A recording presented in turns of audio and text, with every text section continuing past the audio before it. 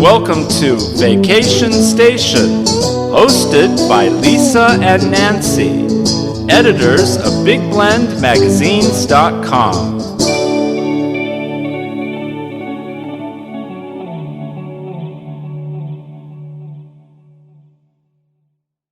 Hey everybody, welcome to Big Blend Radio's. It's the third Tuesday.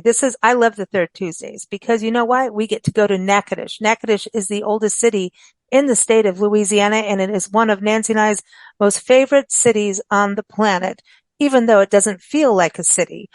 This is a historic destination, and when you go to the downtown, well, it's actually a National Historic Landmark District. It's 33 blocks of history and amazing architecture, all set along the banks of the Cane River Lake. And so, you know, we do this show, as I was saying, every third Tuesday. And of course, that means we get to chat with our good friend, Arlene Gould, who is the executive director of the Natchitoches Convention and Visitor Bureau. So you can go to Natchitoches.com and let me spell that out. Natchitoches.com. That's the website. So welcome back, Arlene. How are you? I'm very good. Thank you. It's a pleasure to be with you ladies and with your audience tonight. Hey, always good to have you on the show. And I know our audience loves you and we love you and we can't wait because Nancy and I are super excited after all these years. I think we've been covering Natchitoches for almost 10 years now.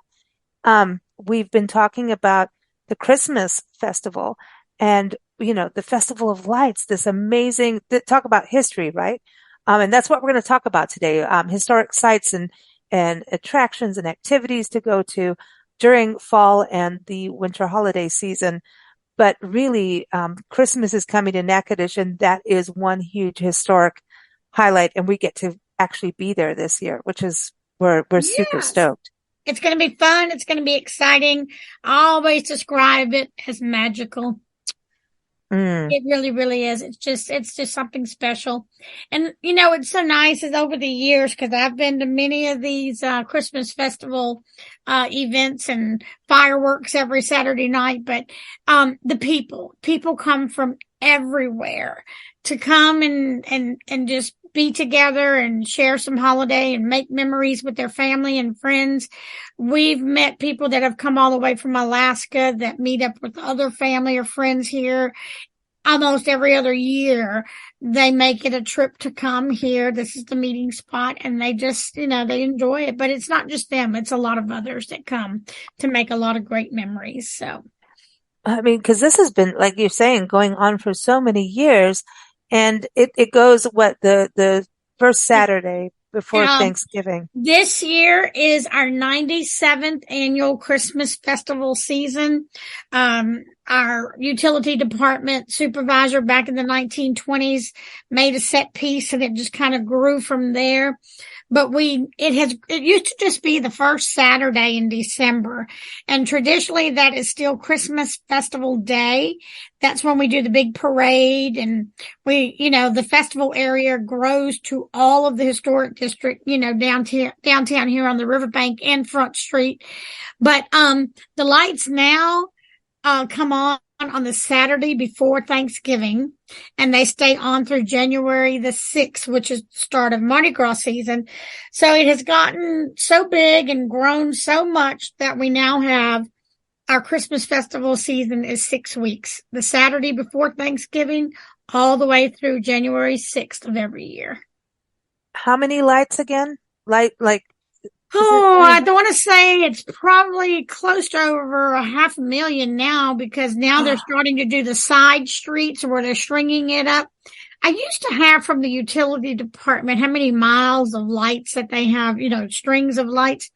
But it's the set pieces that are along the Cane River Lake. They're set actually on the east side, facing us on the west side. So they reflect in the water.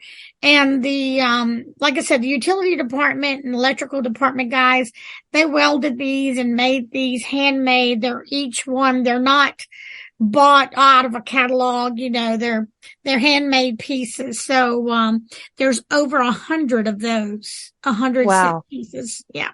So now does the actual downtown, like I was talking about, 33 blocks, right? And I've walked those blocks. Yeah, you can basically, because it's such a pleasant walk, it's very walkable. And the history is so fascinating, and I love the tours, the walking tours that the Cane River Mhm. National Heritage Yeah. area does. That's every Tuesday, right? That they Actually, do they those? do that every Wednesday through Saturday now. It's Wow. usually at 10 o'clock in the morning. They'll come to my office.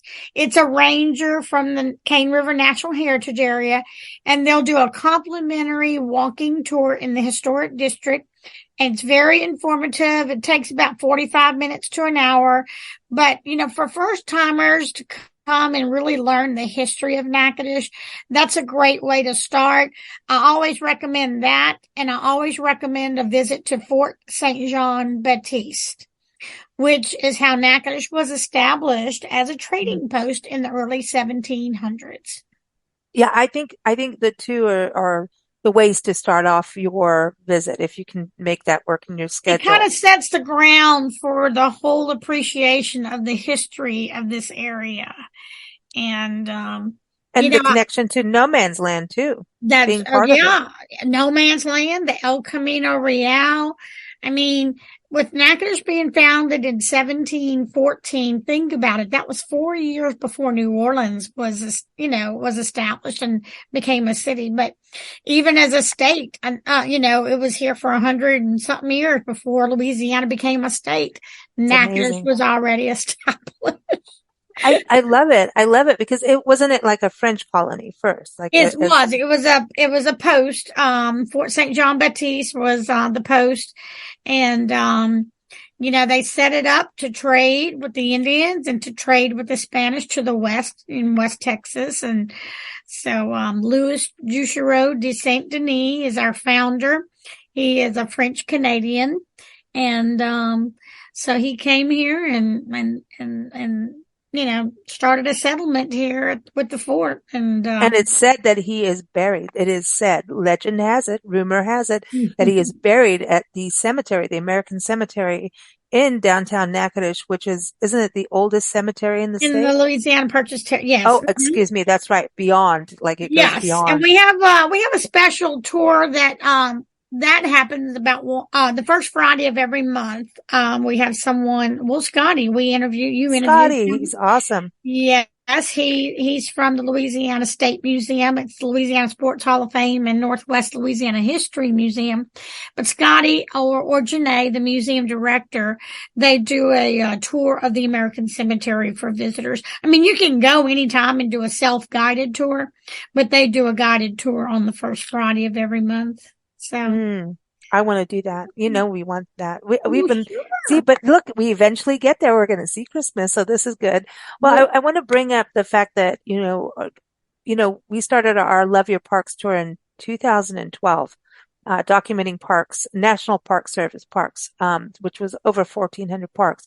When we started, I think there was 397 and now it's way in the 400s now. And then we started, of course, realizing we needed to do state parks because they're connected. And now we do all parks. And we found out about Natchitoches because of Cane River Creole National Historical Park. And it was actually one of the newest parks.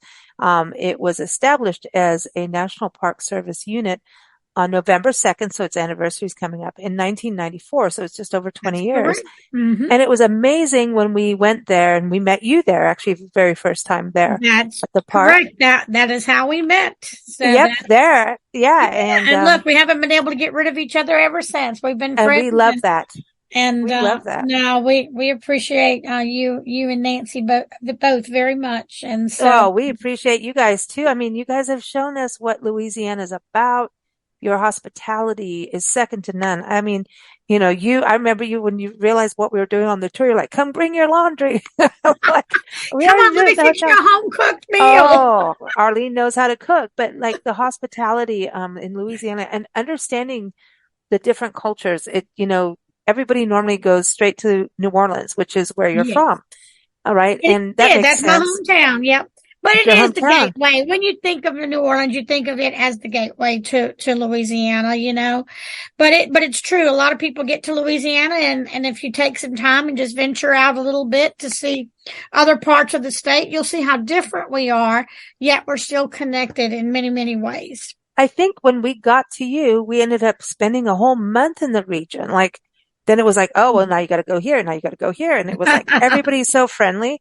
And the history is, I just, sometimes I think, people, I love books. Everyone read books. Yes. Watch movies. Yes. I think But part of go, that, but go. I honestly think that part of that is because our history is so well documented that we have the stories and we have been good record keepers and, timekeepers, of the events. I mean, even here at our Natchitoches courthouse, they have records dating back to the 1700s, and so many people have been able to go back and trace their family genealogy from all the old court records and church records from the 1700s. It's kind of amazing. And several, even documentaries. People really are able to find, the information because of the documentation that, we have. Like Not the just genealogy museum. You have that genealogy library, the library that we went to. Uh-huh. Yep. And Cammie Henry, who done. Yes. Yeah. Cammie Henry, when she died, she left behind 300 scrapbooks of, newspaper clippings and funny clippings too. They weren't just like, Yeah, there were a little bit, funny. it's like a little bit of everything. It's kind of amazing to go up there to look at some of the original scrapbooks and see some of the things that she actually clipped and saved. I used to think I was related to her because I started doing newspaper clippings from the 1970s when I was, a very young girl. And I was like, I don't know why, but I had this chest full of newspaper clippings, and still I like to cut out newspaper clippings. I don't know why. Well, Nancy did that when we left Kenya. She used the newspaper clippings because they were really interesting and different. You're talking about in the 70s and 80s, and there's wild stuff happening. And then she used it to wrap our stuff when we were shipping it out of the country. And when we got to England, all the newspaper clippings were taken. Oh, but anyway, but that's the thing. These things are so important. We think about it now, but when you go to places that have preserved the history, but also really appreciate it, I think I want to go deeper in that because I think you guys really do appreciate the history, and the history is not all happy, joy. It's very diverse. It's very rich. It's deep. It's up, down, all around, and the thing is, I think the parks do such a good job. Like when you go on that walking tour at the Cane River National Heritage Area, go to Cane River Creole National Historical Park, you'll go to a plantation that you're going to see it from way back when that goes all the way into like, your great grandmother's house or grandmother's house, depending on your age, where suddenly like you'll see like, Bisco or something in there, in the kitchen. Old linoleum flooring in the kitchen. Yeah, but it's a bicentennial farm. Formica table, yeah. And then you're going to see slave cabins at the second, there's the Oakland plantation and then there's the Magnolia plantation, all part of that Cane River Creole National Historical Park. And then the slave cabins are, I think, one of the only ones that are the brick cabins. And when you go there, it's going to give you like that side of like, reality, this did happen in our country. And I think it's very important to understand sharecropping history. All of these histories, whether good, bad, or ugly, we need to experience and understand and know. And I think the park rangers do an amazing job, and the interpretation is done so well that it's like, let's move beyond the arguments and get to the real thing of what is, just understand. And I think Louisiana at the same time, you can go through, in a day, right? You can go to. Yeah, you can do both. You can do both the plantations, in a day, like one in the morning and one in the afternoon. And I just want to mention that the Cane River, Creole National Historical Park, it's the two sites, Oakland and Magnolia. But I wanted to point out that they are the only two national bicentennial farms west of the Mississippi River, which means it was owned and farmed by the same family for families, because each one was the Herzog, one was the Prudhoms, for over 200 years. I mean, when the National Park Service took these over in 1990s, I mean, the attic was stuffed with 200 years of letters and, trunks full of clothing and dolls and tools and just anything you can imagine. It was stuffed with, packed with all these things that have been archived. And it's just amazing. And then around the corner, now because we're talking about the winter and the holidays, so I want to bring this up because that's kind of our theme today, because we can derail anytime we want here because there's just so much to experience in Natchitoches. But, we're thinking about fall and the winter. It is, if you're walking on a farm, listen, the first time we went to Natchitoches in summer, it's a little warm during midday. Yeah. So this is a good time to actually go to these plantations. It's nice and cool. Could be cold as well because the temperature likes to do what it wants to do. But it's going to be nice. But do they decorate like for the holidays, like at Melrose? In the big house at Oakland, they may put out some small decorations. Now, Melrose Plantation, which is not part of the national park, it's kind of located in between both Oakland and Magnolia along Cane River. They will decorate for the holidays. And then, of course, you'll have many hotels in the downtown historic district that they'll do tours because their houses are decorated, and they'll have some tours where people can actually go into the homes and do a Christmas tour. The 2 weeks after the first 2 weeks in December, they can do the Christmas, tour of these private homes, some of these homes. But, but they don't decorate like the Oakland and Magnolia National Park doesn't decorate like downtown decorates. What about the state park, the fort? Does it do the fort has special events, and they do some Christmas programming. As a matter of fact, they're going to have some stuff going on November 18th when you're here visiting. So they'll have a special program going on November 18th for the holidays. I love that because, that's something I always go back to, like during what was Christmas like or Thanksgiving like, back in the day. We're actually doing a military history show on that. Some of the history, like what did soldiers do during World War II? And that's exactly what they'll be doing, reenacting what the soldiers would have been doing. Wow. Yes, Christmas on the Cane program. It's going to last all day, and it's on November 18th. So, yeah. Wow. Wow. That's the thing is like, you kind of want to know, like, what did they do on the farm? Like, at Oakland or Cane River Creole National Historic Park that it is now, or what was it like in Natchitoches back then? And I think you guys keep it up. And what about St. Augustine? I was out at St. Augustine this past weekend. They had their Creole festival at the St. Augustine Catholic Church. That church dates to over 200 years, and they've been doing this festival for the Creole families.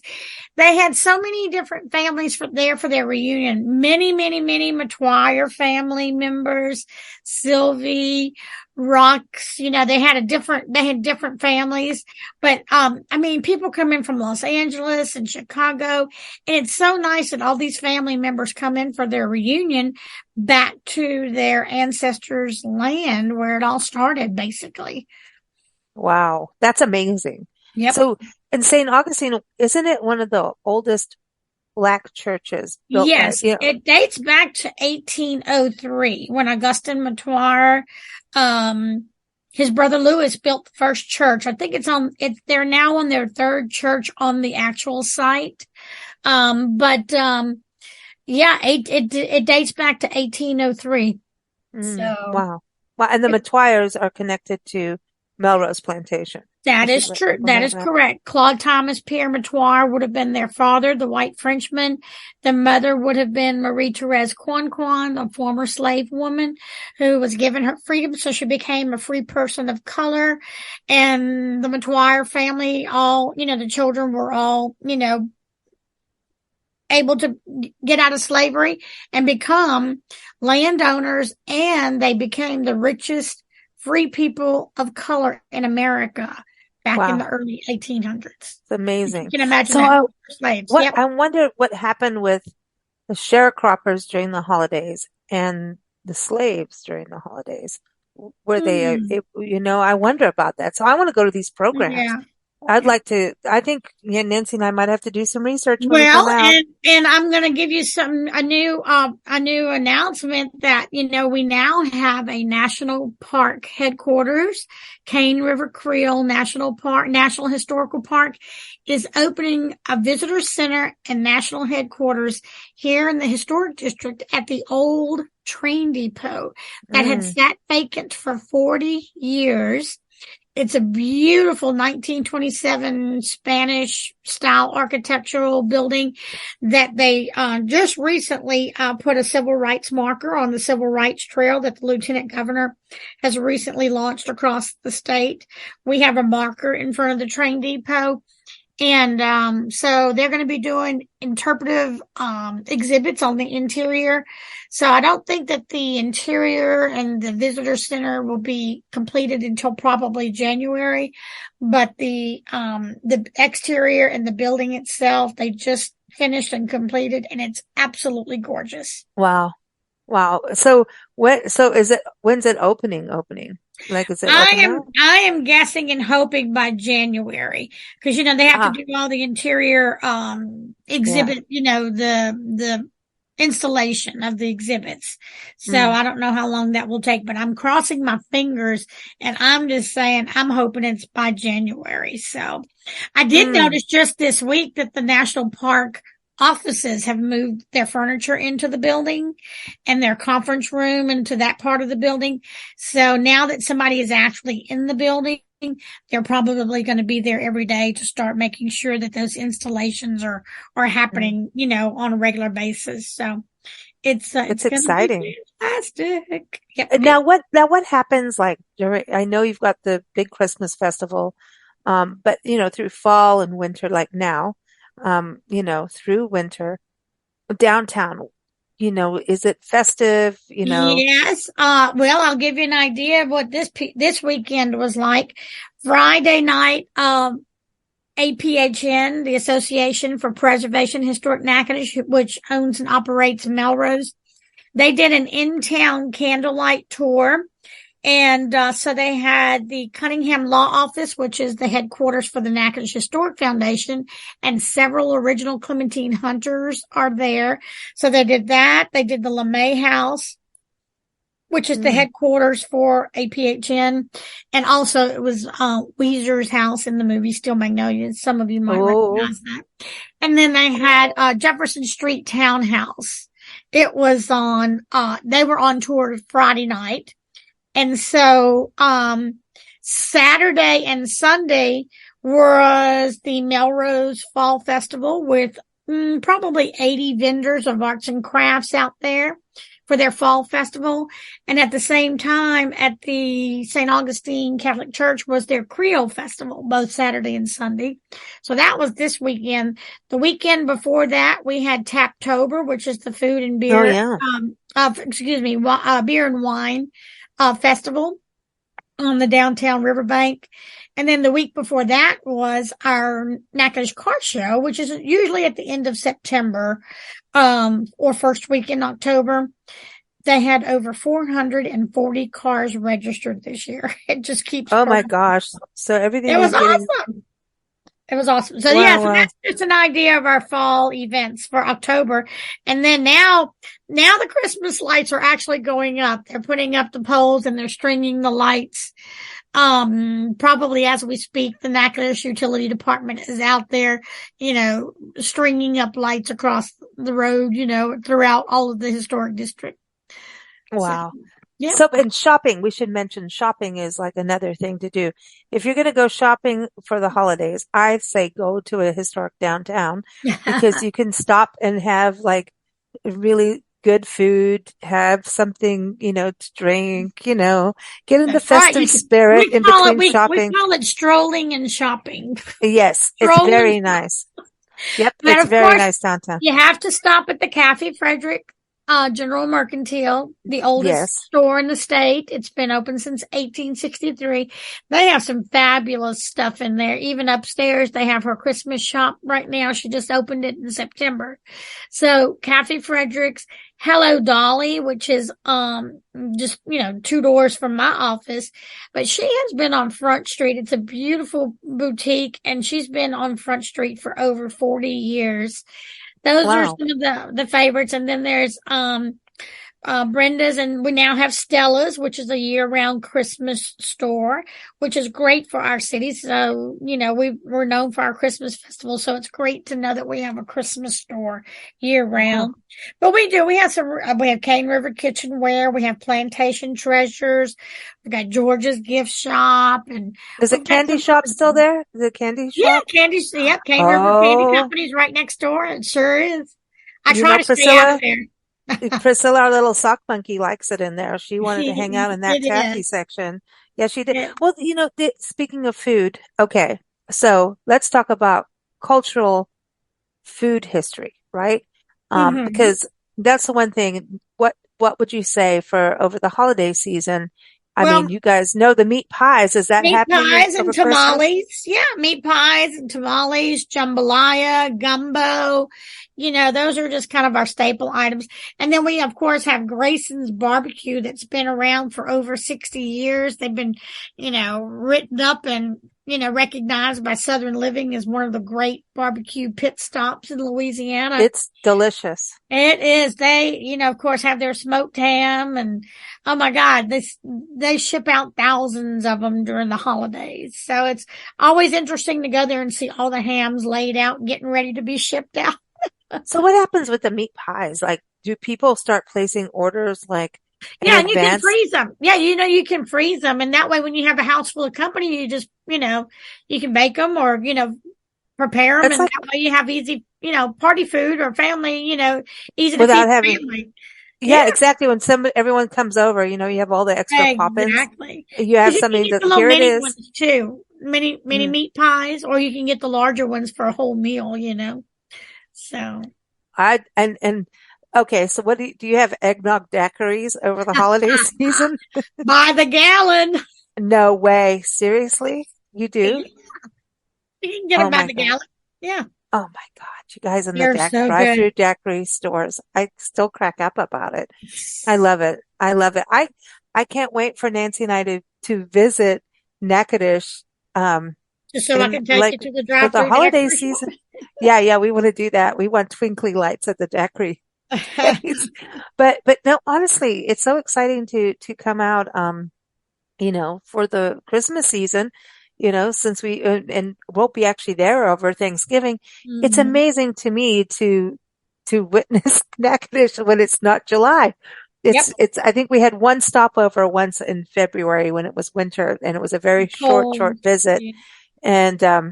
And, but so we're very excited to experience a whole other side of Natchitoches, and we love Natchitoches, and there's so many historic sites, museums, to experience. But I think, to look at history in a different way. Often we go to these historic sites and we're getting the big picture of what went down.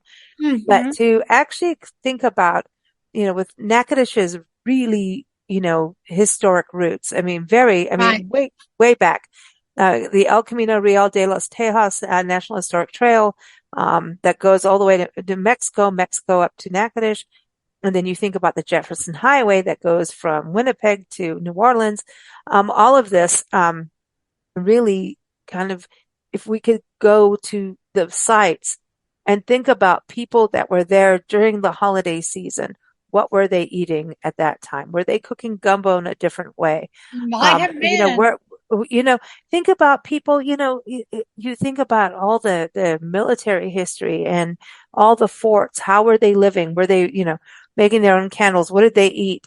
Were they cold? There was the no man's land time frame where, there was no law and order. What was going on? Rum was coming up through the bayous. I'm telling you. I have a feeling there was rum Oh all yeah. around. I have a Uh, feeling. yeah, Was you're sugar probably cane going at that time frame? Like, I I'm was not sure if they wondering had about, sugar cane that far back. I knew they had indigo. Even cotton came later. Cotton didn't come till later, some of the crops up here. So, but sugar cane never made it up this far that I'm aware of. no, but Even I just, today, we don't have sugar cane this far up. So, but I bet there were some privateers that brought it up. Who knows? Who knows? But everyone, that's the thing too. If you go to visit nomansland.com on their site, and we also have it on our site at natchitoches.com. If you go to blendradioandtv.com, I can put those links up. There's a food trail.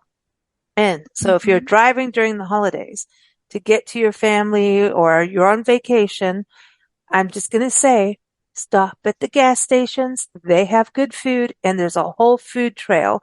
And you're going to find those meat pies and all those delicious good. I mean, you could get a whole hot lunch. I mean, where else can you do that? I know. From a gas station. Isn't that crazy? Like you don't get that, the next state over. Or if they Right. do, they're just copying. Mhm. Yep. You The guys gas have it going. station eats. That's I love it. yeah, it is. I love it. Pretty interesting. Well, Arlene, Got to it is. go to the French Market Express and get some yam cakes or something. Oh, that's right. Think about yam. It's the, Thanksgiving time. Got to do that. Uh-huh. You know what? We didn't do that yet. We always Well, go for the put it meat on the pies. We list. haven't had the yet. We'll put it on the list. We're going to have to do that. That will be our Thanksgiving treat. That's what we'll do. We'll have yam cakes from the The old the saying, French I market. haven't been there yet, but it's on the list. I know it's never ending. You always, we talk, like I said, we've been covering Natchitoches for almost 10 years now. And all I can say is we still haven't covered it all at all. So, Arlene, always a pleasure. We can't wait for next month. We'll be talking more about the holiday festival and the holiday Trail of Lights going through the state. And after that, we're going to be telling you all about what we experienced during the Thanksgiving. That's going to be the fun week. part because then when you personally experience and taste it and, just feel the excitement, then you can describe it how you felt, describe your feelings, It is. I call it magical. It's just amazing.